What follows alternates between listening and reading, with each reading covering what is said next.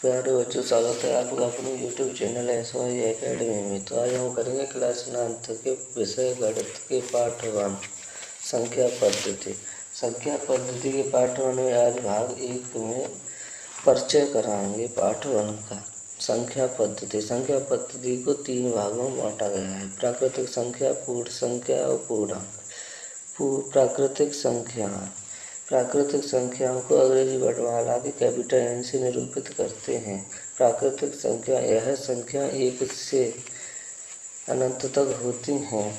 उदाहरण के लिए 1, 2, 3, 4, 5 इनफाइनाइट या अनंत प्राकृतिक संख्या कहलाती हैं। पूर्ण संख्याएं। पूर्ण संख्याएं को अंग्रेजी वर्णमाला के कैपिटल W से निरूपित करते हैं। यह संख्या 0 से अनंत तक होती हैं। उदाहरण के लिए 0, 1, 2, 3, 4 इनफाइनाइट। 0 और सभी प्राकृतिक संख्याएं पूर्ण संख्याएं कहलाती हैं। पूर्णांक। अगली संख्या होती है पूर्णांक। पूर्णांक को अंग्रेजी वर्णमाला के कैपिटल Z से निरूपित करते हैं।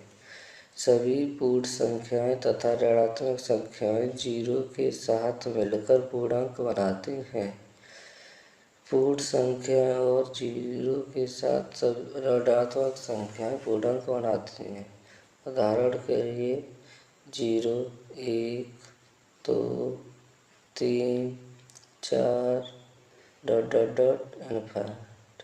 इधर -1, -2, -3, -4 अनंत तक। 0 के दाईं ओर सभी धनात्मक संख्याएं होती हैं और 0 के बाईं ओर सभी ऋणात्मक संख्याएं होती हैं। धनात्मक और ऋणात्मक और 0 मिलकर पूर्णांक कहलाते हैं। 0 के अभाज्य संख्याएं। अभाज्य संख्या 1 से बड़ी वे प्राकृतिक संख्याएं जो 1 या स्वयं के अलावा किसी और से विभाजित न हों अभाज्य संख्याएं कहलाते हैं। अभाज्य संख्याएं वे संख्याएं जो 1 और स्वयं से ही विभाजित होती हैं, इसके अलावा कोई और वर्णखंड नहीं होता है, अभाज्य संख्याएं कहलाती हैं। जैसे उदाहरण के लिए 2 1 से और स्वयं 2 से ही कटती है। 3 स्वयं से और 3 से 1 से ही कटती है। और 5, 7, 11 ये सभी संख्याएं स्वयं और 1 से ही कटती हैं। इसके अलावा इसका कोई अतिरिक्त पूर्णखंड नहीं होता है और न ही किसी अदर संख्या से ये कटेंगी। अभाज्य संख्याएं कहलाती हैं। भाज्य संख्या।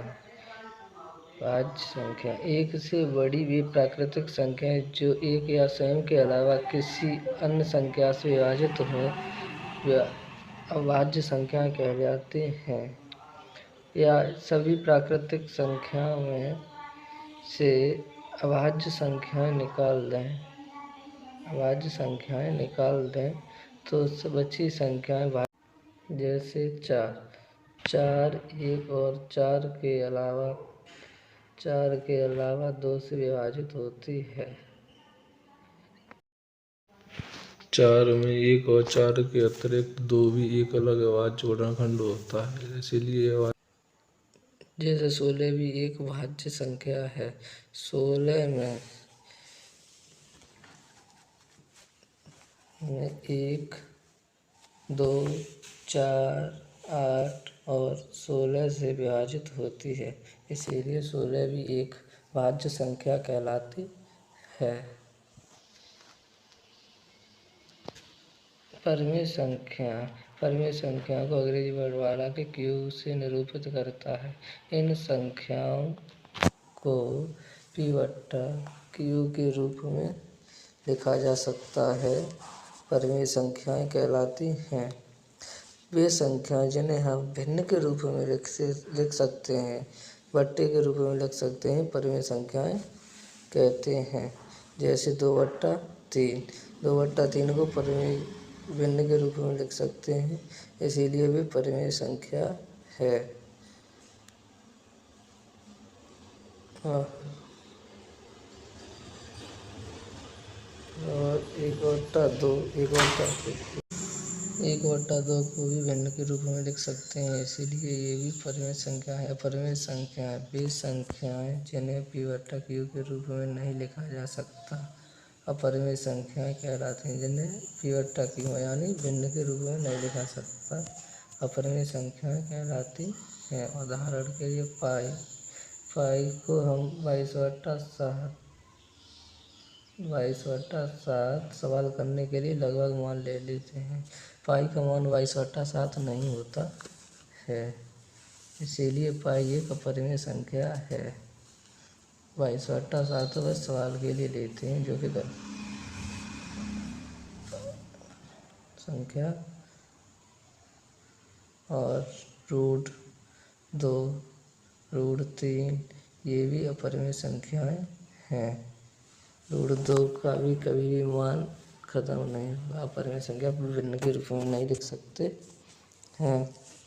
वास्तविक संख्याएं सभी संख्याओं का संग्रह वास्तविक संख्याएं कहलाती हैं,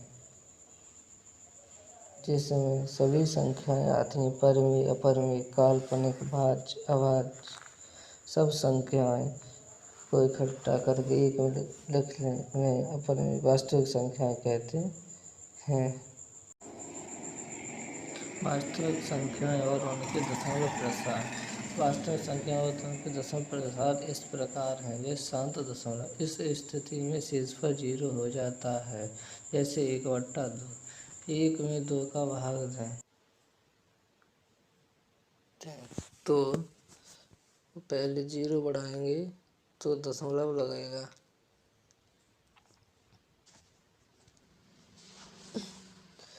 फिर 2 5 10 10 तो 2 का 5वां भाग जाएगा, शेषफल 0 बचेगा, इसीलिए ये शांत दशमलव है। 1/2 बराबर 0.5। 5 एक शांत दशमलव होता है।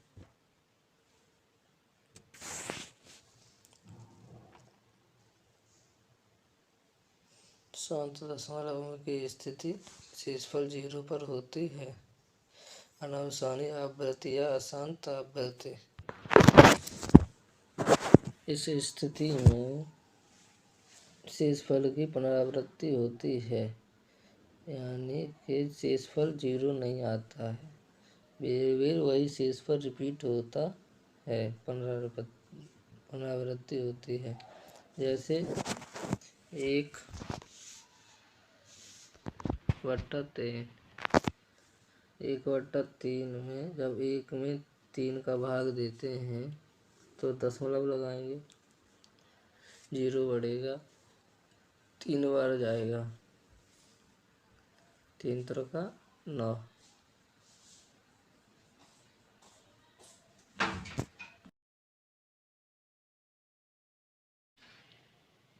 अब 10 में से 1 9 घटाएंगे, 1 बचेगा, फिर 0 बढ़ेगा, 0 बढ़ाएंगे तो फिर 10 हो जाएंगे। फिर 3 का भाग जब देंगे, 3 का भाग देंगे तो 3 बार फिर जाएगा, 3 3 9, फिर से 1 बचेगा। शेषफल वही रिपीट हो रहा है, पुनरावृत्ति हो रही है शेषफल की। शेषफल फिर वही 1 आ रहा है, इसीलिए जब 1/3 का भाग देंगे तो 0.333 आएगा। 0.333 यही शेषफल पुनरावृत्ति होती है, यही अशांत अनावृत्ति होते हैं। 0.3 पे बार लिखेंगे। ये जो बार का चिन्ह है, इसका मतलब होता है यह संख्या बार बार आना। बार का मतलब संख्या बार बार रिपीट होती है, तब बार लगाते हैं। क्योंकि एक बार रिपीट हो रहा है तो बेर 0 बढ़ाएंगे तो 3 बार भाग जाएगा, तो तो 3 ही 3 आते रहेंगे। या तो 0.33 लिखें या 3 पर बार लगा दें, बात एक ही है। अनावसानी आवृत्ति या अशांत अनावर्ती, इस स्थिति में शेषफल की पुनरावृत्ति नहीं होती है। इसे अशांत अनावर्ती कहते हैं। इस अशांत अनावर्ती के उदाहरण हैं √2 पाई। √2 का मान होता है 0.414 ... संख्या रिपीट नहीं होगी, अलग अलग आती जाती है, इसीलिए अशांत अनावर्ती कहते हैं। जैसे अगला आता है घातांक नियम।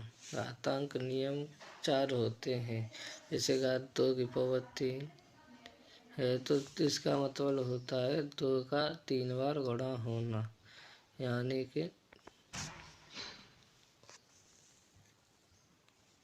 2⁻³ बराबर होता है 2⁻³ है, तो इसका मतलब 3 बार रिपीट होता है घात गुणे में। 2 गुणा 2 गुणा 2।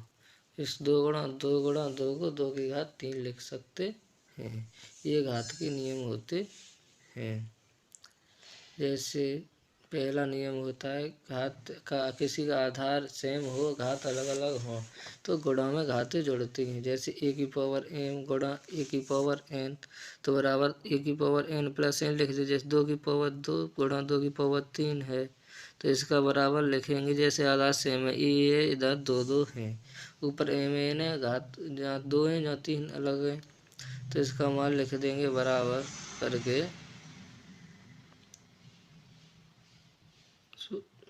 सूत्र से a⁻m+n हो रही है। इसी प्रकार यहाँ हो जाएगी 2⁻2+3, मतलब आगे 2+3 जोड़ेंगे तो 2⁻5 हो जाएगी।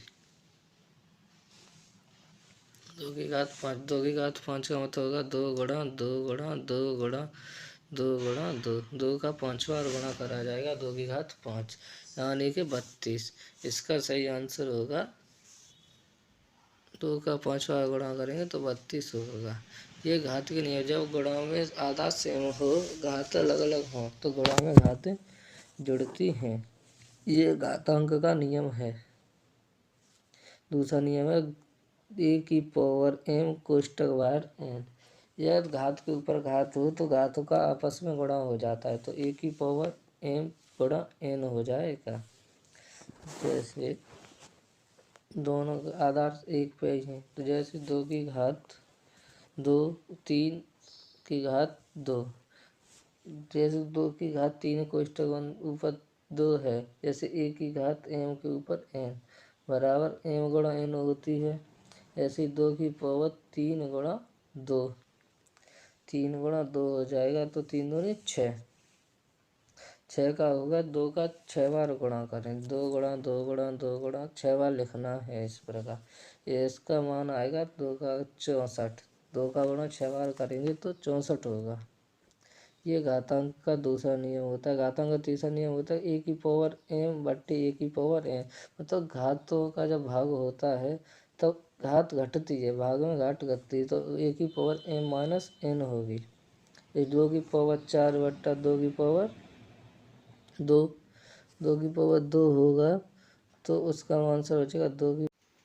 जैसे a⁻m/a⁻n है तो a⁻m-n आया। जैसे 2⁻4/2 है तो 2⁻4 - 2⁻2 बराबर 2⁻2। 2⁻2 का मान होगा 2 का 2 बार गुणा, तो 2 गुणा 2 बराबर 4। ऐसी घात का ये तीसरा नियम। जब आधार अलग अलग हो और घात सेम हो, जैसे a⁻m गुणा b⁻m, या घात सेम है और आधार अलग है तो घात तो वही रहती है और आधार का गुणा हो जाता है। जैसे बराबर 1 गुणा b⁻m होगा है। ये घात का चौथा नियम है। जब आधार अलग अलग हो और घात सेम हो तो उनका गुणा हो। जैसे 2⁻2 गुणा 3⁻2, 2 की पावर 2 गुणा 3 की पावर 3 है, जैसे a की पावर m गुणा b की पावर m है, तो जिनका आधार अलग अलग है, घात सेम है, तो 2 गुणा 3 हो जाएगा। 2 गुणा अलग अलग है, 2 गुणा 3 6 हो जाएगा, घात सेम है, तो घात ऊपर m है, तो ऐसे घात 2 आ जाएगी। घात सेम रहती है तो घात 2 मतलब 6, तो 6 को लिखें, 6 गुणा 6 बराबर 36। 36 इसका सही आंसर होगा 36।